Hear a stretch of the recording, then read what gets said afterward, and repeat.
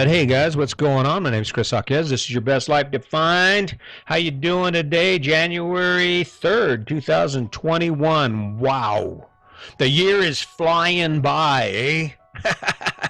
Believe me, it'll be gone before you know it. It's going to rocket by. And what's funny, the older I get, the quicker this crap goes. I'm like, damn, one more day. Did I live hard enough? Did I do enough? Did I enjoy enough? Did I embrace enough, right? I mean, because really that's what it's about. You wake up every day and you have this thing in front of you called life, and you have this choice. You can settle in and just grind it out and be pissed off and grumpy about the life in front of you, or you can look for those opportunities, those things that happen in life that actually some people don't see them, but some people do. And they're not always easy, but they make your life better. It's like, okay, I don't really want to get a job or work there. I've never done that before, but it'll make my life better. That's cool, isn't it? That's where it needs to be, right? That's how you get started in things. Now, there's a side to this whole thing we're facing right now that's kind of created a trap for us. See, we tend to build out our life. If you think about your life, if you look at your life and the struggle that we face, what we generally do is we build our life out to the extent of our resources, right? When you think about your average day, it's built out from the time you wake up until the time you go to bed. From you work and you have these scheduled blocks of time and you just fill it out.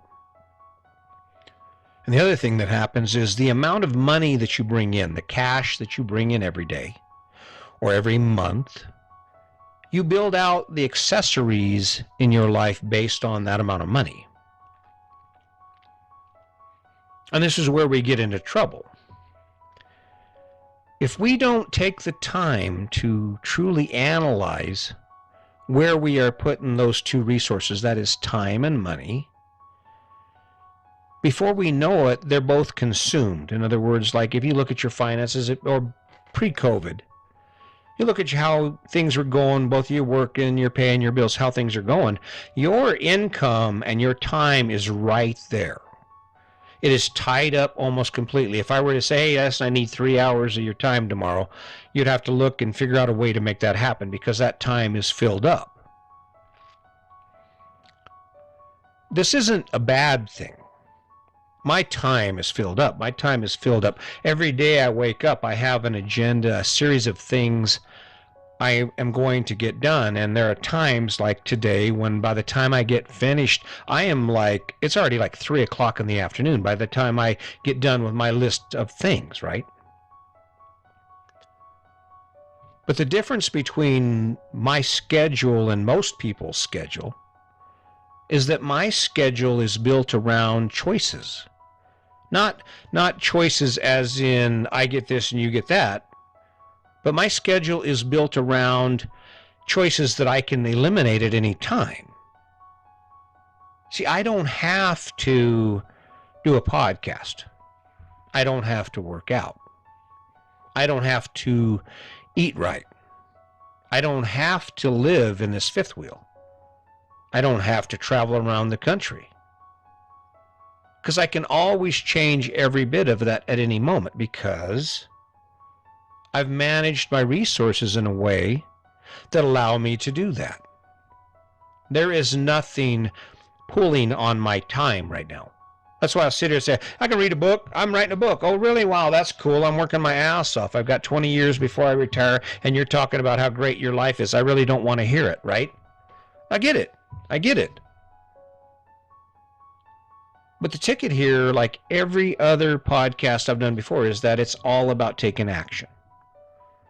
If you're not content, if you wake up and you don't have room for anything in your life, but there's things you'd like to do among all the things you already do, you start by making room. You got to punch a hole in that schedule somewhere. Now, this is a cool part. This is where it gets easy. Okay, this whole living your best life thing, it is a math equation. It's a math problem, right? And before you think, oh my God, it's math, algebra, trigonometry. No, it's simple math. It is addition and subtraction. You can't have it all because your schedule's full. You don't have any money. You don't have the money to go hang out at the lake with your friends and family. You don't have the room. You don't have the money. You're spending everything you make. How do you fix that? You need money to go to the lake? Well, you get rid of some debt. You trade that fancy ass truck in on something cheaper so you can pay it off, and then you have that money that you use for the truck payment to go to the lake. You decide that maybe your car doesn't need to be detailed 3 hours every weekend because that would be some really cool time to hang out with take your wife and your kids to the park and go have a picnic. That'd be a great time to take the family up and go for a hike or maybe go for a bike ride. See, the problem most of us face, at least it's what I faced when I had my conventional home, is that with that home comes a certain amount of obligation. I had to work, I had to take care of yard work, I had to take care of the house and the maintenance and cleaning that house and doing all kinds of things to that house, right? And that would have been fine if that was my fire, if that was my thing that I did, that thing that I loved to do so much, that it was like playing, right? It's like having fun, right? Even when sometimes you're not feeling like it, you still have fun at it, right? Change it up. Step back. Make some time. If you like playing golf, then find time to play golf. I mean, pick something. One of the coolest things I did in our relationship, it helped our relationship, and I continue to say this because it's a really important part of this whole conversation when you talk about reforming your life so it becomes better, is that if you have a partner in your life, significant other in your life, the best place to start in reshaping your life and adding the good things to your life and taking away the bad things is in your relationship. Think about adding what you would like to add to your relationship. One dynamic you would like to add to your relationship that would like to make it better, right? Make you feel good about your relationship. One thing. When I started, I chose kindness and empathy and silence. I didn't let the demons of my past allow me to continue to open my mouth when I knew how things would turn out when I did, right? I would hold back on that. I trained myself to hold back on that. And once I got silent and I could listen, I trained myself to react to what I was hearing and to what my partner was saying, and not to what I believed she was saying based on my shame issues, my damage, right? Worked. It rocks. It's like the medicine for my relationship. Hell. But you can't have it all. And that's what this whole thing is about. You can't spread your resources so thin that you don't have any latitude to make decisions. The minute you owe someone, you are obligated, your time is obligated to take care of that debt, right? If you owe someone $30,000 or $300,000 on a house, you're obligated to do what it takes to pay that debt off, right? And that's all time that you lose control of. You have given that time away to someone else. You can't have it all. Look around. Look around at all the people you know in your life. They got their houses and they're mowing lawns and they're doing everything just like everybody else. And how many of us are having fun? Are saying, damn, that was cool. Wow.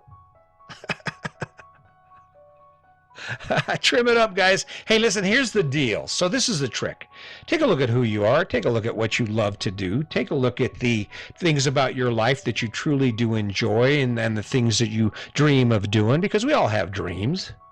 Pick something and then go after it. Pick something and say, okay, I'm going to make room for this in my life. It's a wonderful thing. Jump in here with me, girlfriend, and we're going to do this together as a team. And if you look at your life and you don't have room to fit it in, either financially or time-wise, guess what you have to do? You have to subtract something. You have to eliminate some debt so you have a little extra cash so you can engage in that thing that's a lot more fun than what you're currently doing, right? And if you don't have the time, you're going to step up and you're going to say, okay, what can I get rid of? What is currently taking my time up that I don't actually enjoy or that doesn't add enough value to my life? Get rid of it. If it can't happen right away, make a plan. Take a step every day. Take an action every day and get rid of it. And there you are. Because see, when we look at our life, it's like clay. It's where it is right now. It's this block, and it has its flaws. But there's also some really good qualities, and if you stare at it long enough, or if you spend time thinking about who you are and what you want your life to truly look like, you can start seeing that in that ball of clay called your life. And then you poke here and you move some stuff there and you pull this away and you do that, and you take action every day. You start walking with your partner. You start talking about dreams. You start talking about the days of your better relationship and how it would be to be there again. You start talking about how you have been drinking too much, and maybe it's time for you to settle in and say, okay, let's change something big about our life, right? And then you shape that thing. Because you can't have it all. You can't have all of your resources, time and money, and tied up in obligations and things you have to do, and expect to have time for the things you love to do. And that's where we're at. Wake up every day, feet hit the floor, haul ass out of the house, fight traffic, get to the office, sit down, bust your butt. Before you know it, it's 2 o'clock. You're thinking about beer. Jump in the car, get almost home, and then remember you don't have any beer. Turn around, go back to the liquor store. Might as well grab a bottle of wine, a couple shooters, go back to the house. Kids are home. Here we go. Woo! 8 o'clock, 9 o'clock at night, there you are. You're sitting in your recliner. You're on your 6th beer, and thank goodness for beer. Right. Thank goodness for beer.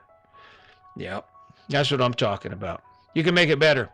You can take one action, pick one destination because you love it, one thing you would like to see in your life or change in your life because you just can't resist how it makes you feel.